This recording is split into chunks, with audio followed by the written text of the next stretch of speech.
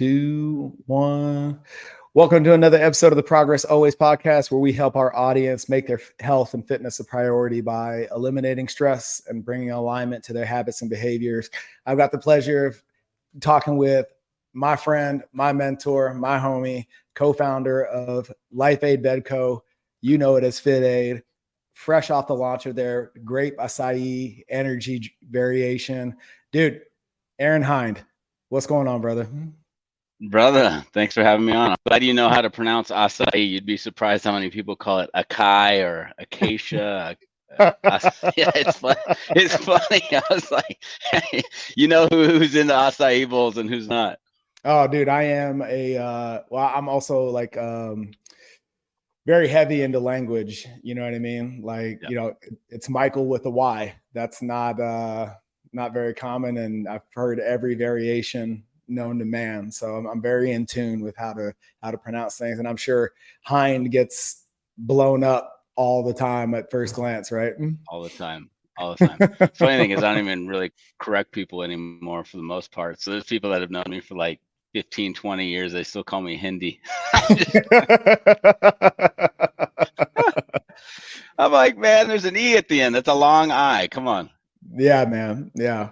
Dude, I the last time we shared space together, pre-pandemic, you keynoted the New Year Network for us, our first long form weekend retreat.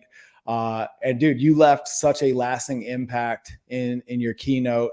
It was such an emotionally charged experience as you're up there talking about ATM, and it was just so happened to be the same week that you were clear from your bankruptcy, from the fallout of the chiropractic thing prior to FitAid. And, it was just like this beautiful culmination of things that were coming full circle for you. And one of the things that really stuck out from that conversation, and, we're not going to spend a lot of time here, but that ATM philosophy, alignment, trajectory, and momentum, was that born of all of that that came to a head, or is that something that you kind of had to leverage to move through all of that? Good question. I think both. Yeah, okay. It was born from, and it was a tool to get through. I realized that, personal alignment is where it all starts. Being out of personal alignment is really the cause of all stress in our life. The person that we know we can be and the person that we are, that gap is where the stress comes. And, it all comes down to taking full accountability for where you're at any given moment. And being very conscious that I'm not a victim to the external circumstance, that the actual outcome, the product, if you will, what happens next is a result of how I act in the situation or react in the situation, not because the situation happened, right? So really working on alignment first and foremost, and then alignment with, your significant other, your business partner, your family, your team. Like when everyone's, I think I mentioned at your event that one of my favorite quotes is from Henry Ford: when everyone is moving forward together, success will take care of itself. And for me, that's an alignment thing. Mm-hmm. And so I want to kind of build on the layers here.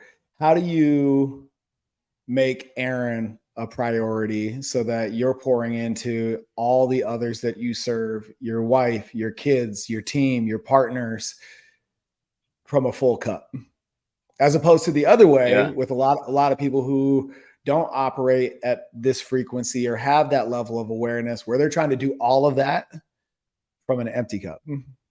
Yeah, I don't know how they do it. I wouldn't be able to do it if it wasn't for the tools that really give me the preparation and skill set to deal with life. Because one of the biggest fallacies I think out there is that, I'm doing good things and I'm a good person, so life should be nice and easy for me, and blah blah. That's total bullshit. Life is tough, man. Life is tough. Shit happens all the time. all the Yeah. time. So instead of expecting everything just to be smooth sailing and the breeze at our back and, gorgeous sunsets all the time, it's like I've kind of come to expect like shit happens. It's not good shit or bad shit. It's just shit.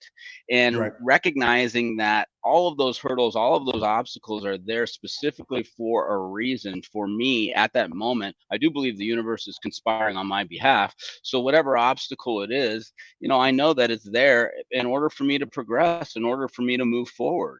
And expecting that, like if things get too calm or there's no challenges, I go, what's going on here? That's what makes me more nervous now. I mean, I'm used to having 20 things going on at once.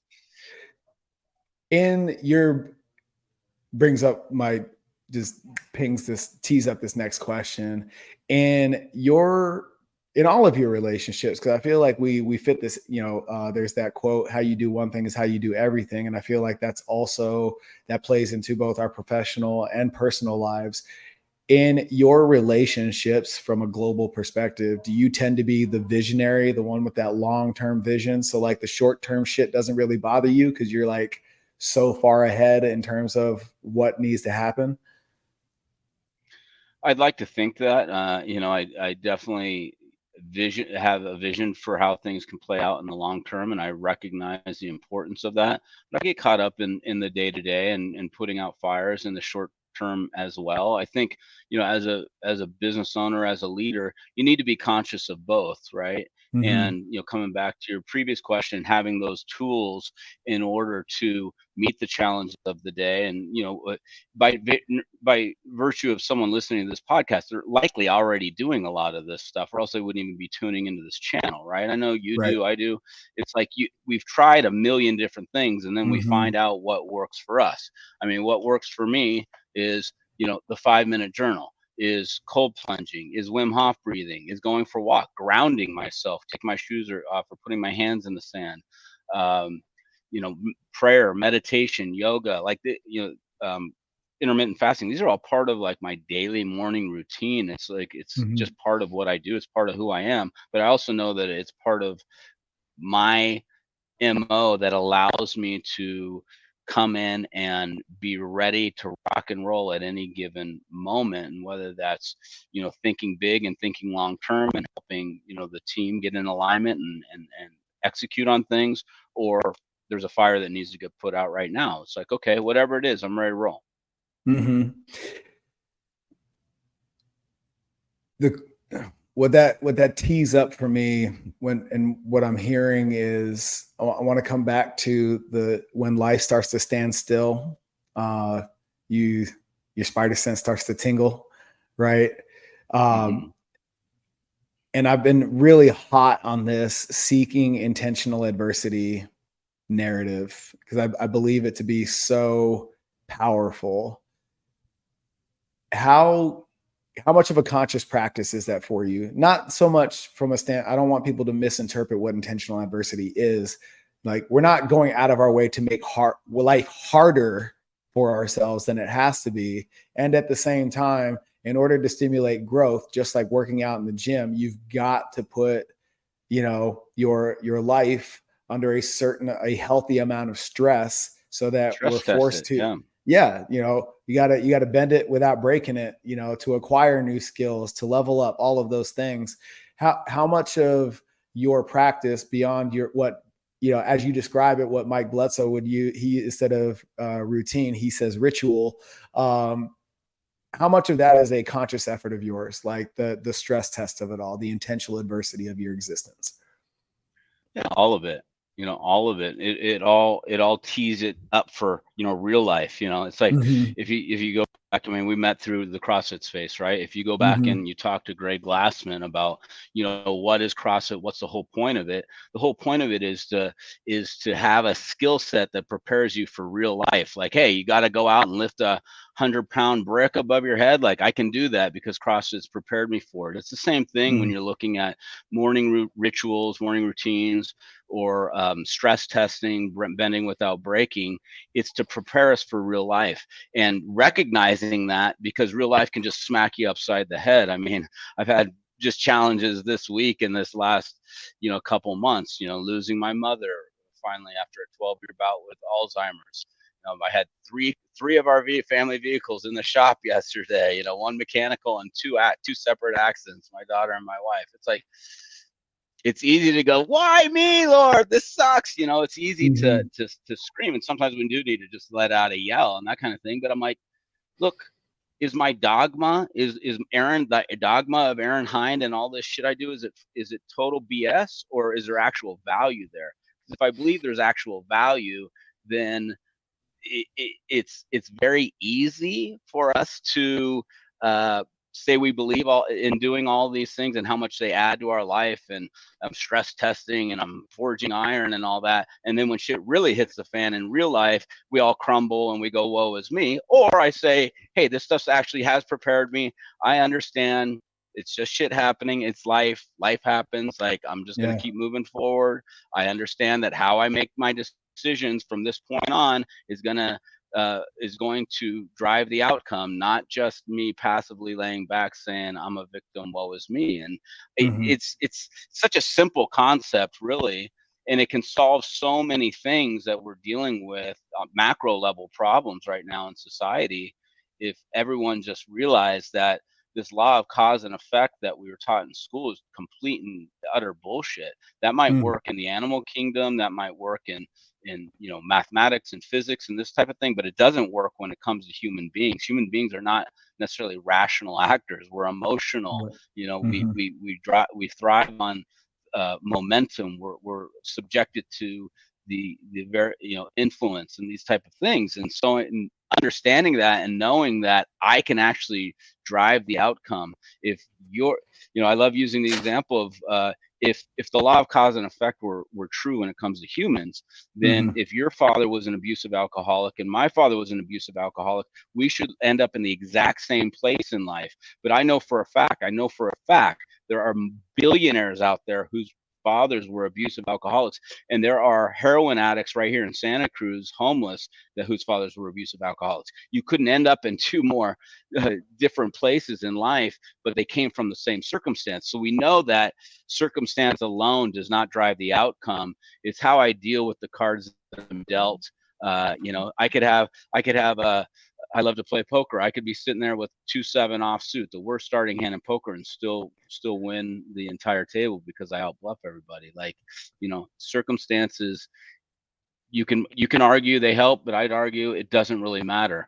I mean, there's rich people that are miserable. There's rich people whose kids are drug addicts. There's poor people that went on to do amazing things. Like, the circumstance doesn't matter as much as we think it does. It's really about us and how we decide to interpret the situation, the narrative that we're telling ourselves about that situation, and what we're doing about it. Are we moving forward? Are we using it to our advantage, or are we using it to hold us back, to enslave us as victims?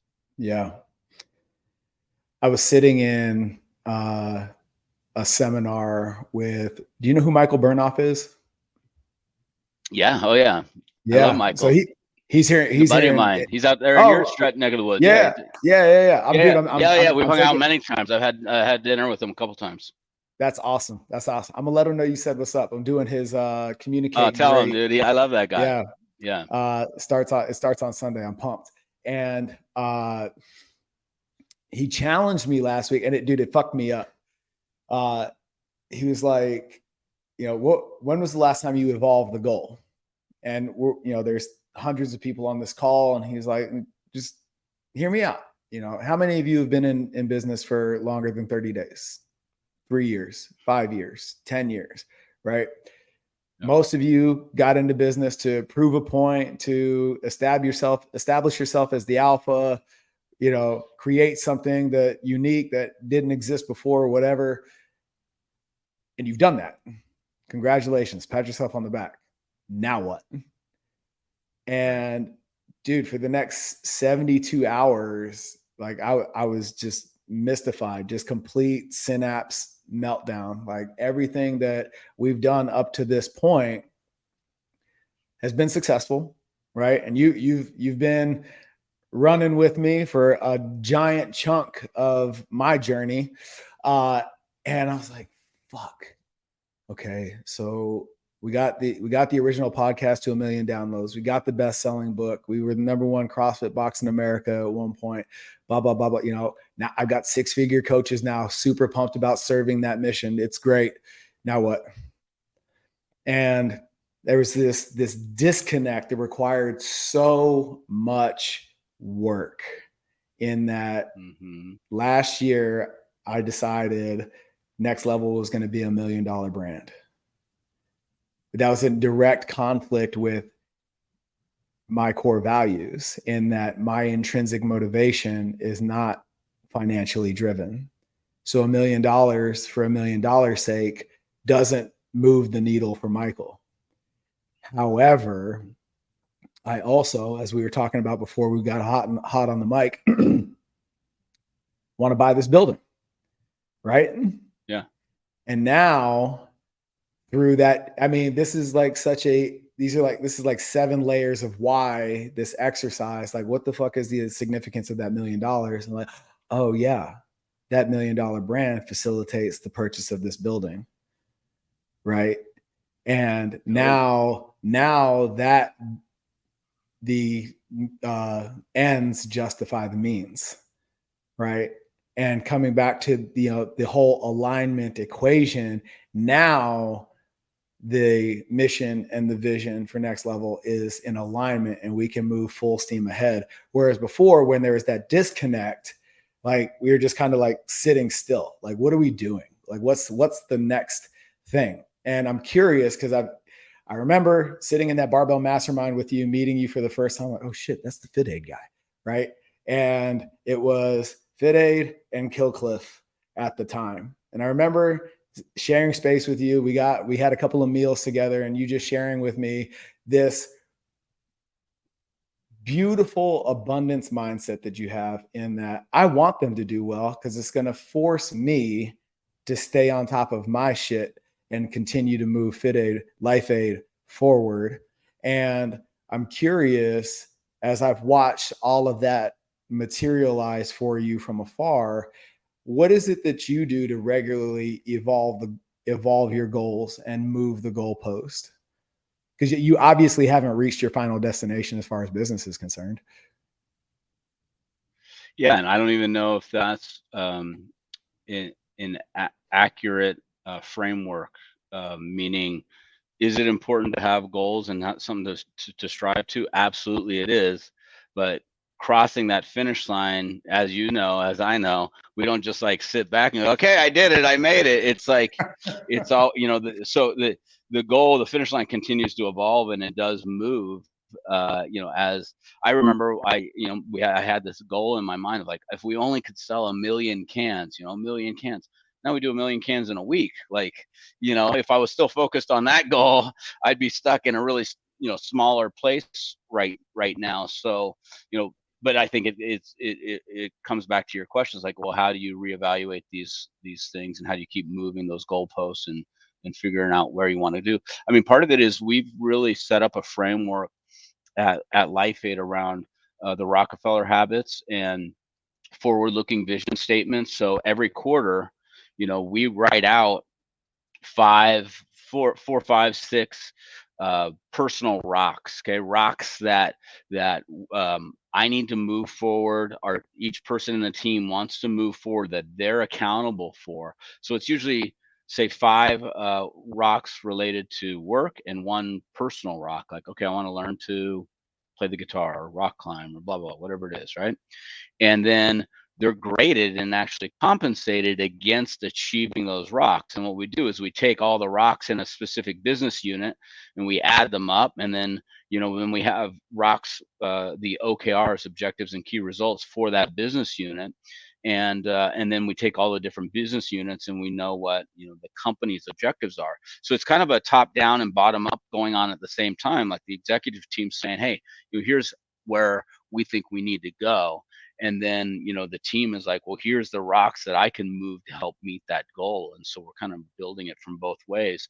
And then we read, Orion will write, my business partner will write the forward-looking vision statement every quarter, as if we've already achieved those goals. And every week during our all hands meeting, we recite, we have a different person reads that out loud.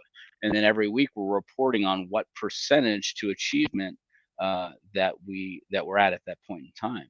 And so it's been a very powerful process. We've been doing it for quite a while now, and it's been really instrumental in us continuing to go, okay, of course there's all the day-to-day and the minutia, and life and all the things that happen, but what's really going to propel the business forward, what's really important for us to get to that next level of performance.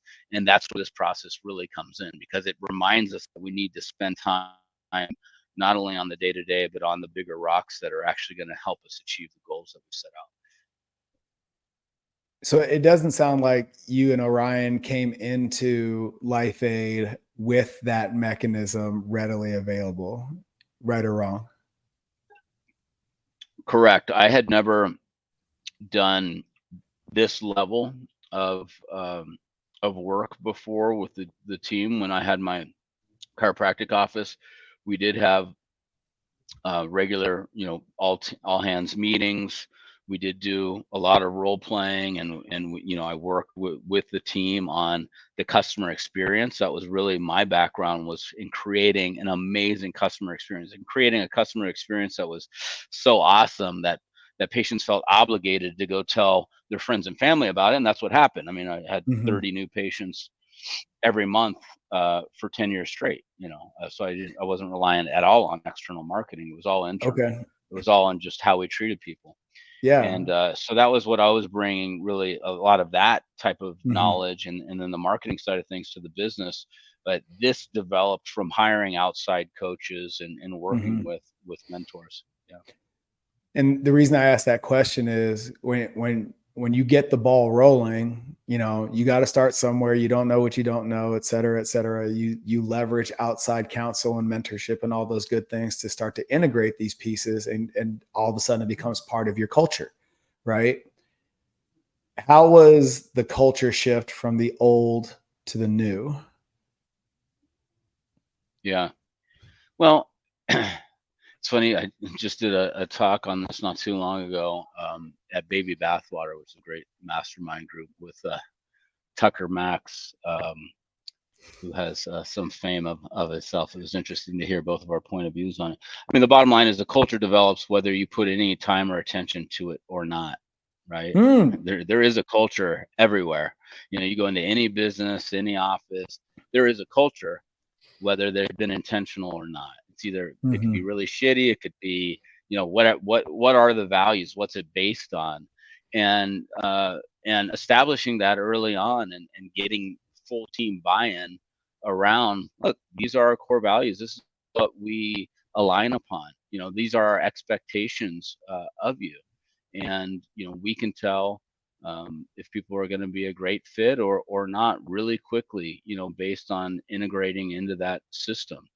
And that system has, high standards. It expects a lot, but it also rewards, people. It's a system that is very much about, the family that we've created, and the trust between each other, and the common goal. I mean, the big, common goal of getting people off all this garbage that's out there. I mean, people have been poisoning their body with sugar water and sucralose and aspartame for a couple hundred years now. It's like, and I know, looking at every review we ever get and all the Trustpilot reviews and reading all of them, that we've changed a lot of people's lives, tens of thousands of people's lives, that we're drinking 12 sodas a day, or kicked their monster habit, or whatever it is, and onto a healthier lifestyle. It's very similar to, training in the gym and the results you're seeing there. I mean, diet's just the other half of it.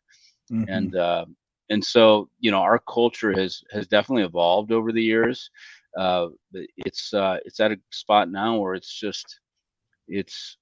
we've got a great team, we've got great leadership, and everyone knows that if you're on this team, you are helping, you are synergistic to the overall outcome. And if you aren't, if you were a detractor, if you were an energy drainer, you just wouldn't be here.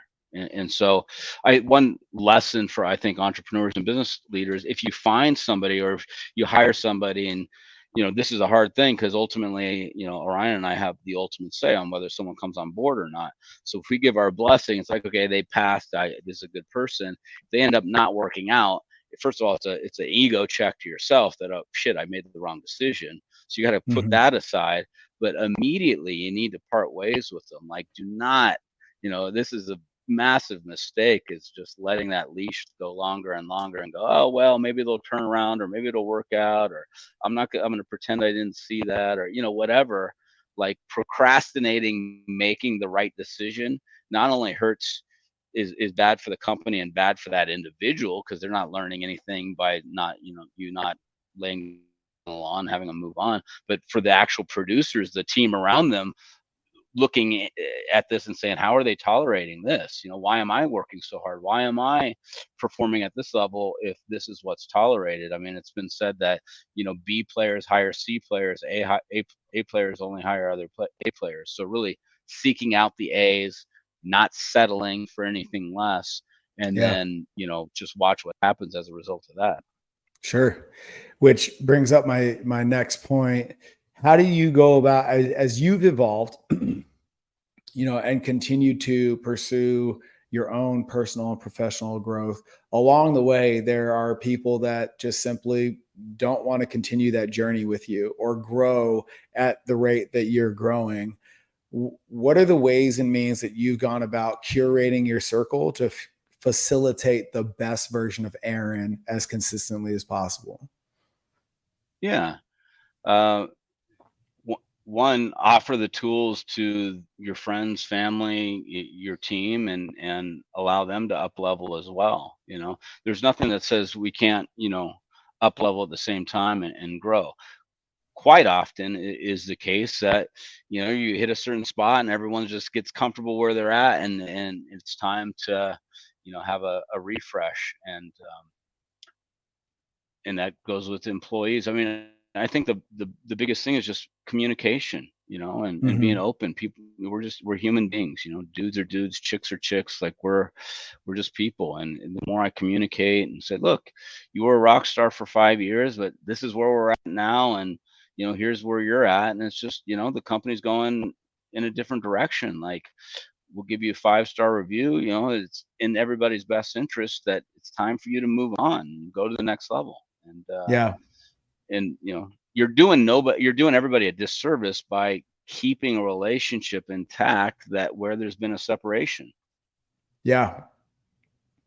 And as you continue to evolve in your role as a leader, how do you keep your finger on the pulse of the day-to-day? Like, what are the buttons you're pushing, the levers that you're pulling to make sure that, number one, you're keeping yourself whole, but at the same time, the company and the mission stays in alignment with the ultimate vision? Yeah. Coming back to, again, communication. I mean, everybody has my Slack, direct message, my cell phone number. I do make it a point to check in with people, especially the people that aren't at HQ, periodically on the phone, just to check in with no agenda around it. Really listening to, the department heads and the managers. Like, are there rumblings? What's going on? And then surveys are also a great way. We do unanimous surveys, probably quarterly, I would say, at least, to get feedback, get anonymous feedback from people that maybe they're, afraid for whatever reason to speak up to their manager or talk to me directly. Like, okay, here's an outlet. It's like, as you know, from a marketing perspective, some people are email readers, some people are direct message on Instagram, some people respond to text, like some people only answer the phone on a live call. Like, you just got to figure out what works for those individuals and those teams. And that's something that's really evolved in my management style over the years, because I'd always come at things with a very like alpha attitude, like, Spartan up, your Marine Corps attitude, like, go for it, hoorah, let's go, through the hill. And if you're not on board with that, then get off the ship. But I realized, like, that doesn't work for some people. That doesn't work for people that some people just don't respond. Some people respond great to that, others don't. And so recognizing, realizing what type of person that you are working with, and how do they respond to different types of stimulus and different types of management. And sometimes I just need to lower my voice a little bit, not get so fired up, and talk a little softer. And other times I need to get in there and be the cheerleader and, like, let's do Hmm. this. And Right. uh sometimes I need to use a lot of my body language. Sometimes I need to just calm down and sit down. It's just Yeah. learning that skill set of what type of person am I dealing with, and what are they going to respond best to right now. Is Right. it that innate within me, like charge and let's go, or is it a little bit softer, more Socratic approach? Yeah. Yeah. Now, how does all of that filter into managing all those moving pieces, making sure that Aaron's pouring from a full cup and serving your relationship with your wife? We have a lot of our clients come into this equation where they're like, they've had that emotionally significant experience where they know that a change needs to be made. And as you know, like I know, that word communication is not a very common tool used in any relationship, let alone your life partner, significant other. So there's this reluctance to pull the trigger on self-improvement because you don't know if your lobster is on board with your evolution. I just had a call Yeah. with one of our newer clients uh, just recently, and a lot of the reason that she's in the place that she's at is because when she got married, she was still on that pursuit of personal growth, and that growth was stifled by her husband. So how do you manage that? Because I've also heard from my marriage mentors that if you're not growing together, you're ultimately growing apart. So how do you make sure Yeah. that you and your wife stay whole as you continue to build this empire? Yeah, it's definitely a massive challenge always, right? And I used to believe that, okay, I need to find more balance, in life. And balance is bullshit. I mean, any business owner will tell you that. Like, there is no balance. I mean, it could be 95-5 a lot of times. Like that, Mm-hmm. the balance fallacy just doesn't exist. But intention does exist. And if it's 5 minutes a day, is that time intentional? Am I actually engaged, or am I checking my email, or am I thinking about, X, Y, and Z, what happened at work? So I think, we can manage the intention regardless of the balance of time. And then lead by example is the biggest thing. I give an example with my daughter yesterday. I mean, she's, a young woman now. She's 19, coming on 20, and we're just not in alignment on a couple things. And instead of just me making the assumption that she knows where I'm at on everything, which I think is obvious, we all think everyone knows where we're at. Oh, of course you know where I'm at, right? I said, Mm-hmm. you know what, let's go out to lunch. So I took her out to lunch yesterday and just said, hey, here's where I'm at. Here's my opinion on it, right or wrong.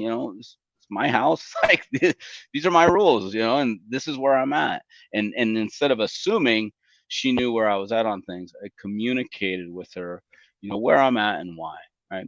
And I think that goes a long ways. I think a lot of the missteps in communication and growth trajectory have to do with, making an ass out of you and me, assume, right? Mm-hmm. Instead of actually having the conversation.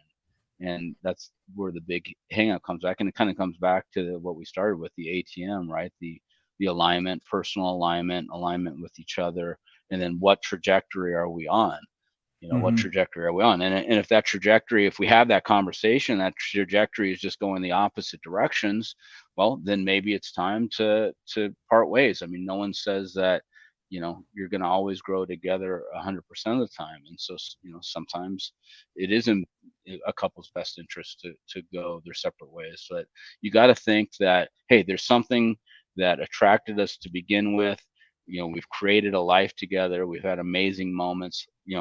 How do we get ourselves back to that? And from a Yeah. man's perspective, of course, that's all I can speak to, is and you probably had the same thing. Like when you were courting your wife, when I was courting my wife, there was a lot of hoops we would jump through. I mean, I would jump through every hoop possible just to spend time with her, to tell her I love her. I'd buy her flowers every single time I saw her. I showed up with flowers, right? All these little things that I would do. And I look at my current behavior and I go, well, yeah, I'm not doing a lot of that stuff right now, right? And you wonder why there's a gap. Well, I presented with my chest puffed out, and I did all of these things like, wow, what an amazing guy. And then I let off the gas on that stuff after we get in a relationship. It should almost be the opposite. Like you should almost be doing more and evolving even more as we get Mm-hmm. going. But it's like, okay, check that off the box. Now I can go focus on business and work. And it doesn't quite work. It doesn't work that way. Yeah. Yeah. No, I love the brutal slap in the face, just the honesty of the balance narrative that is non-existent in real life application, and instead of trying to drive towards this balance that doesn't exist, just realizing the intention of all of our actions and communicating that intention, and what I like to call checking in and making sure that this is still the right direction for us and we're moving at the right speed and we're ready to make this happen. That is not as simple as that sounds. It's just not common. And Right. this is why, in our leaders forum, I was asked this past Thursday, I got to sit in the hot seat for a little bit, and our tribe was like, dude, where are you getting your work? And I alluded to relationships like the one I have with you, in that whether we're on a podcast or not, you and I are going to have this conversation anyway, right? That's just the frequency that we operate on. And I'm very intentional about surrounding myself with you and others like you, because in the most empowering way, I am challenged by these conversations. Something new is brought to the forefront of my consciousness for me to sit with and figure out. Right. And that, if you lack the awareness or the trust in those relationships, can be seen as an affront or a crossing of boundaries, when in actuality, these are all the things that are the foundation of these amazing relationships.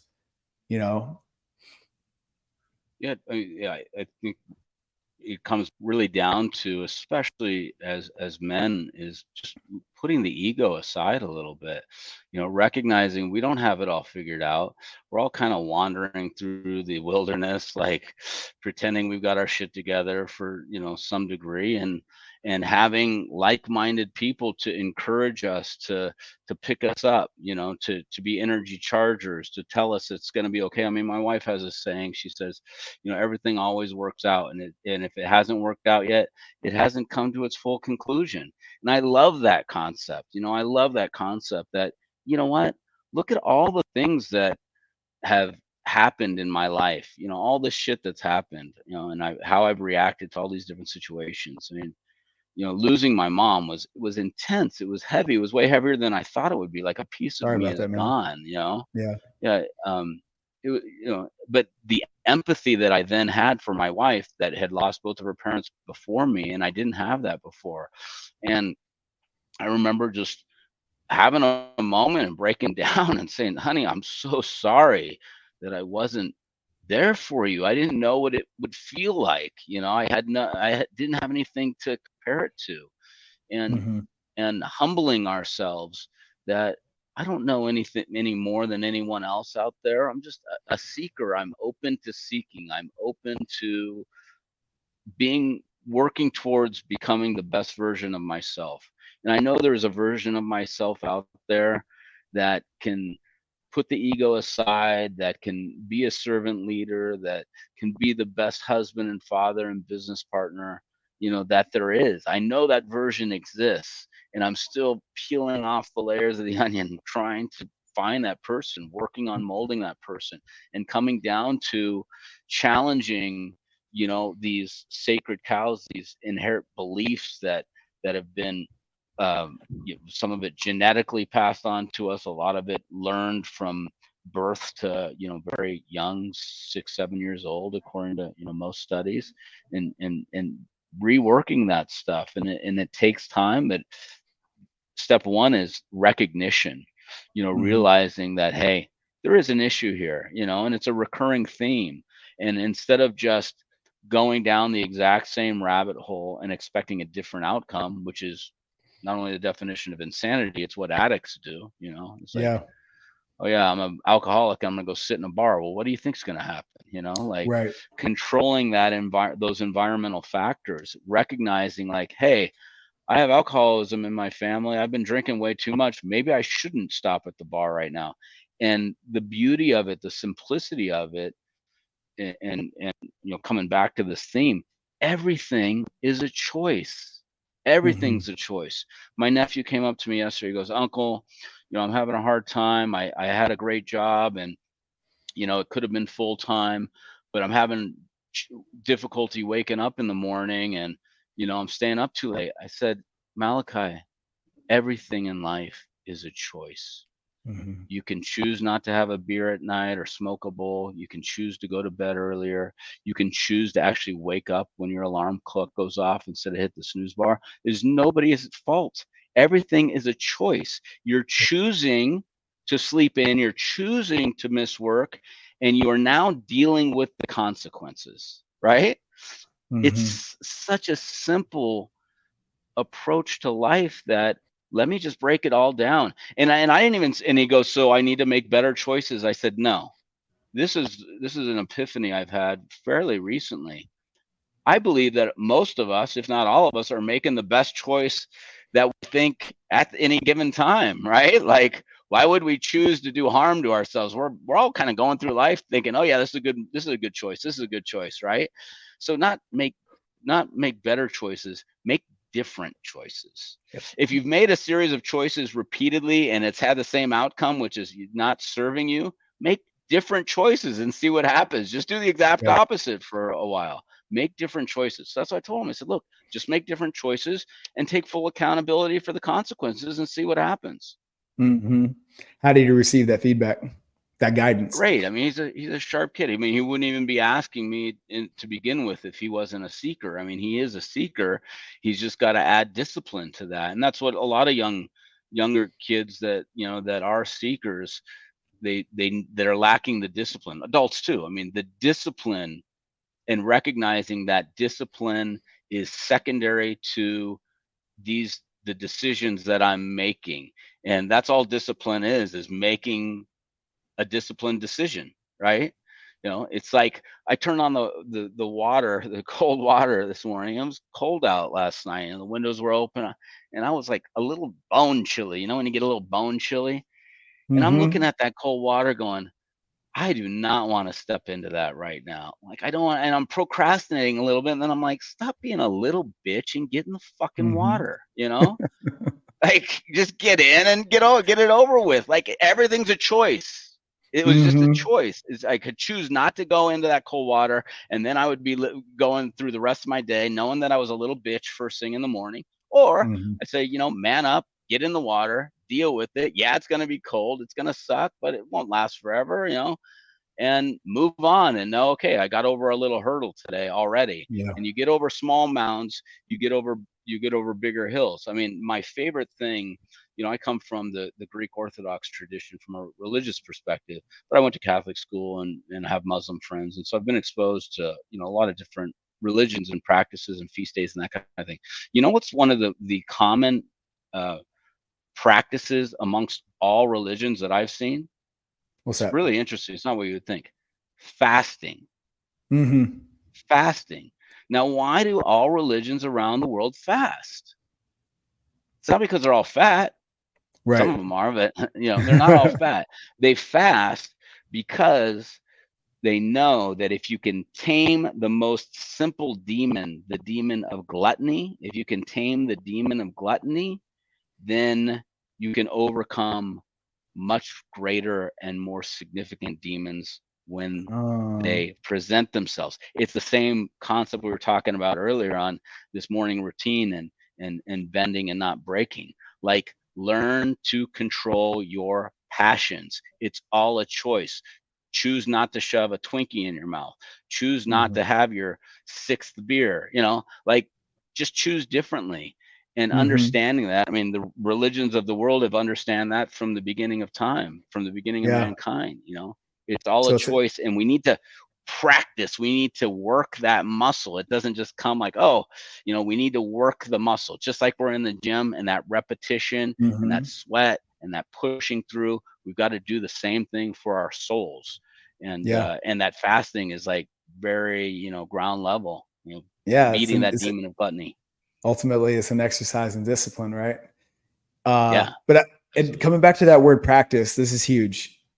It doesn't mean that you're going to be 100%, even when you become consistent, right? That's why it's called practice, like not perfection.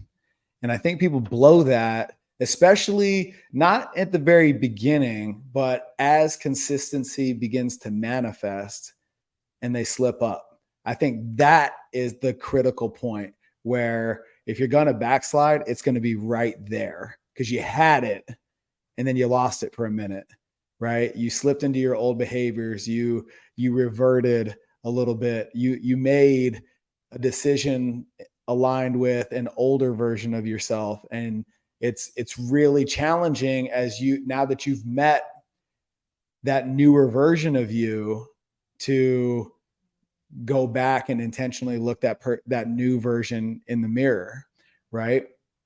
And what do you do next? That's the important part, right? Mm-hmm. What do you do next? The next move is the most important. It's not that you slipped back or taking a step back.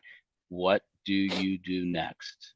Right? Mm-hmm. You either continue to go down that slippery slope, and as men, there's a concept, like sins of the father. Like, there's a genetic disposition towards certain passions that were passed down, right? And so, if it's alcoholism or drugs or porn or whatever it is, it tends to be, this kind of paternal line. And what you do next is the most important thing. Do I continue to feed that passion, or do I go, oh, I screwed up, I'm going to get myself back on track, I'm going to make the decision to make a different decision and get myself back in alignment? I heard a quote the other day that stuck with me. It said,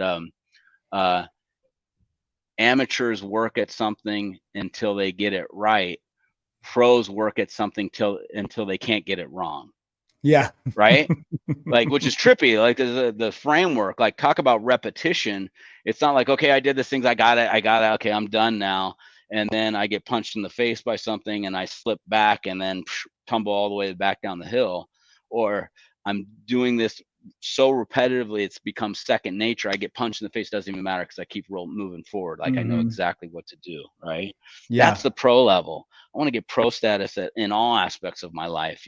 That is the version of myself that I see in the future. Pro at all levels. And I'm not even close to there yet. Not even close, but I know what it looks like. I can see it. Yeah. Well, again, it's that aspirational self, right? It's why the fourth star is incomplete, because we aspire towards that self-actualization, but coming back to the nonsensical balance equation, we're always working on a version of ourselves, whether it's physical, mental, emotional, or spiritual, right? There's always work to be done, progress always, and as long as that trajectory, you taught me this, as long as that trajectory is upwards, right? We can't get lost in the stumbles and the valleys of it all. You got to take a step back and be like, okay, am I in a better place than I was a certain period of time ago? Okay, so like that punch in the face, the valley I'm in now, the adversity that I'm experiencing, it ain't so bad. I've survived all of 100% of my worst days up to this point. Let's keep it moving and figure it the fuck out. Absolutely.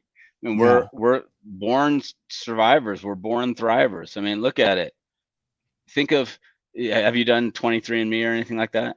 No, I haven't, dude. No. I mean, I look at my 23andMe and I trip the fuck out.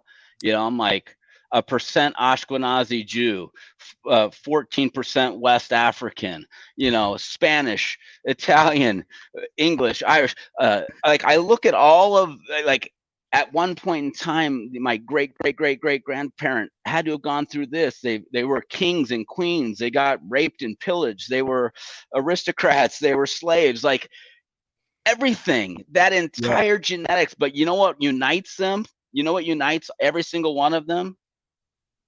They were all survivors, Yeah. because I wouldn't be here today if they weren't, right? Right. And I'd like to Hmm. take it even a step further and say, you know, I'm going to be a thriver from now on. I'm not just going to survive. I'm going to be a thriver. Yeah. But were born, by nature of us being here, we were born from survivors. We were born from survivors. We need to remind ourselves that, you Yeah. know, like this fucking soft pussy ass shit that people deal with all the time. Like, Hmm. Spartan the fuck up. You know, Yep. we're survivors. We're forged out here, like, Hmm. or else we wouldn't be here. Our genetics have been forged over millions of years. And our greatest grandparent, if they didn't make the decisions they did to survive the situation and keep moving forward, we wouldn't be here. Yeah. Even one little step in a different direction, we Hmm. wouldn't be here right now. Right. And to appreciate that, it's Hmm. just, it kind of blows your mind a little bit. And it's really made me think, like, asking my parents and my living relatives more about my lineage. You know, Yeah. we have, what is it, 8 great grandparents. Each of us has 8 great grandparents. I think that's right, Hmm. right? Yeah. Yeah. I've yet to find anyone who could name more than one of their 8 great Yep. grandparents. 8. That's only a couple Hmm. generations back. They don't even know their name. Right. Yet without these people doing what they did and surviving and thriving through adverse situations, feast, Hmm. famines, plagues, world wars, slavery, we wouldn't be here. Right. We wouldn't be here, you know? So respect that, have faith in that, that Hmm. everything always works out. And if it hasn't worked out yet, it hasn't worked through its conclusion. We're still in the process. I love that. When this is the last question I'm gonna ask you, and I'm so genuinely curious. When was the first time you remember coming to this way of thinking? Because Uh, that I it's a got part of you now. um, it was, I really got exposed to it through my good friend and mentor, who was just a mentor. He didn't even know who I was at the time when he was running seminars and stuff. Ben Altadonna. Mhm. Um, he exposed me to this type of thinking, to these type of speakers, to alternative ways of. And I'll back up a little bit. I mean, really, you know, your parents. Yeah. That I had a bit of a dichotomy growing up, because my mom would say things like, God bless her, you know, money doesn't grow on trees. She would say, I remember her saying that all the time. Well, it does Mhm. grow on trees. It's made of paper, which come from trees, right? Like, it literally Yep. grows on trees. Now it just Right. grows in computers. But my dad would say things like, the sky's the limit. Your attitude's your altitude, right? So I kind of had a little bit of, like, this abundance programming on my dad's side, because he would spout these different things to me. But Mhm. as an adult, you know, going to Ben Altadonna's, you know, events and seminars, and, you know, meeting some of these top folks and seeing, you know, the likes of Tony Robbins speak, and some brilliant marketers and millionaires and billionaires and stuff, and just listening to that billionaire mindset. It's just a different thing. And then looking at, like, wow, they really think and do things differently Yeah. than I do. And how do I emulate more of that? If I want to be like somebody, then, you know, looking at, well, what is their MO and how can I emulate that, you know, and working that into our life, seeing what does that draw me in closer alignment with myself or not, you know, Mm. um, and being real honest about that. I mean, a lot of people are, oh yeah, I believe in all this stuff, but it's like, if I followed you around with a camera 24/7 and filmed you when you thought no one else was looking, like, what are you doing? You know, are Yeah. you really in alignment or are you not? Mm-hmm. Yeah. Yeah. Dude, I really appreciate this conversation. I'm grateful to have you in my circle. And I know that everybody that's going to listen to this conversation is going to pull a ton from it. So you're a busy guy. You got a lot going on, and there's no shortage of people and things tugging for your attention. So I'm grateful for you creating space today, man. Where can my tribe find you and support everything that you got going on? At Aaron Hind, for me personally, on SoundCloud, if you like music, some of my DJ music. Oh, my man's a DJ. I forgot. I left that out of the Yeah, opener, man. that's all good. Your spin has. I've watched that evolve, man, and it's evolved. That's for sure. You crush it on the decks, man.